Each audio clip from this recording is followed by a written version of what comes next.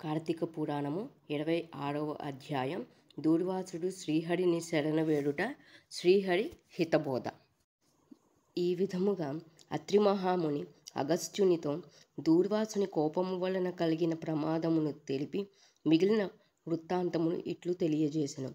ఆ విధముగా ముక్కోపి అయిన దూర్వాసుడు భూలోకము, భువర్లోకము, పాతాళలోకము, సత్యలోకములకు తిరిగి తిరిగి అన్ని లోకములలోనూ తనను రక్షించువాడు లేకపోవుటచే వైకుంఠమందున మహావిష్ణువు కడకు వెళ్ళి, వాసుదేవ, జగన్నాథ, శరణాగత రక్షణ బిరుదాంకిత, రక్షింపుము, నీ భక్తుడైన అంబరీషునకు కీడు చేయదలచిన నేను బ్రాహ్మణుడుగాను ముక్కోపినై మహా అపరాధము చేసితిని. నీవు బ్రాహ్మణ ప్రియుడవు. బ్రాహ్మణుడైన భృగు మహర్షిని యుడముపై తన్నినను సహించితివి. ఆ కాలి గుర్తు నేటికిని నీ వక్షస్థలమందున్నది. ప్రశాంత మనస్కుడవై అతనిని రక్షింపవలెనట్లే కోపముతో నీ భక్తునికి శాపమిచ్చిన నన్ను కూడా రక్షింపుము. శ్రీహరి, నీ చక్రాయుధము నన్ను చంపవచ్చుచున్నదని దూర్వాసుడు శ్రీమన్నారాయణుని పడిపడి విధముల ప్రార్థించును.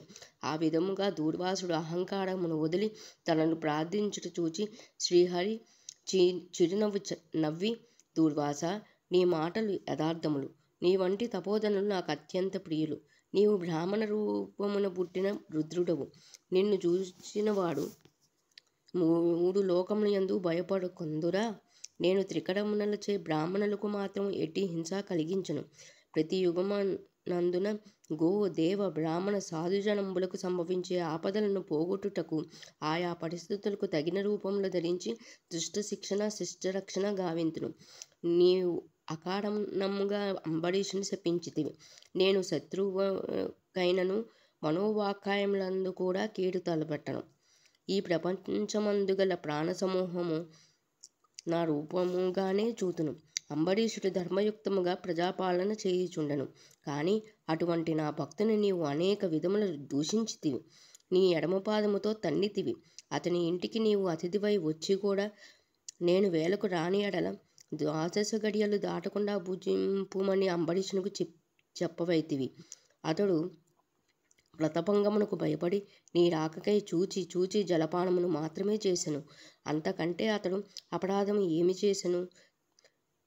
చాతుర్వర్ణముల వారికి భోజన నిషిద్ధ దినములందు కూడా జలపానము దాహశాంతికని పవిత్రతకును చేయదగినదే కదా. జలపానము అనరించిన మాత్రమున నా భక్తును దూషించి శపించితివి. అతడు వ్రతభంగమునకు భయపడి జలపానము చేసినాడు కానీ నిన్ను అవమానించుటకు చేయలేదే. నీవు మండిపడుచున్నను ప్రతిమాలి నిన్ను శాంతింపజేయు చూసెను. ఎంత ప్రతిమాలినను నీవు శాంతింపనందున నన్ను శరణు వేడెను. నేనప్పుడు రాజు హృదయంలో ప్రవేశించినాను. నీ శాపవలము 10 జన్మలలో అనుభవించుదని పలికిన వాడిని నేనే. అతడు నీ వలన భయముచే నన్ను శరణు వేడుచుండెను. కానీ తన దేహము తాను తెలుసుకునే స్థితిలో లేదు. నీ శాపమును అతను వినలేదు. అంబరీషుడు నా భక్త కోటిలో శ్రేష్ఠుడు, నిరపరాధి, దయాశీలి, ధర్మతత్పరుడు. అటువంటి వాడిని అకారణముగా దూషించితివి. అతనిని నిష్కారణముగా శపించితివి. విచారింపవలదు. ఆ శాపమును లోకోపకారమునకై నేనే అనుభవింతును. అది లెటునన్న నీ శాపములోని మొదటి జన్మ మత్స్య జన్మ.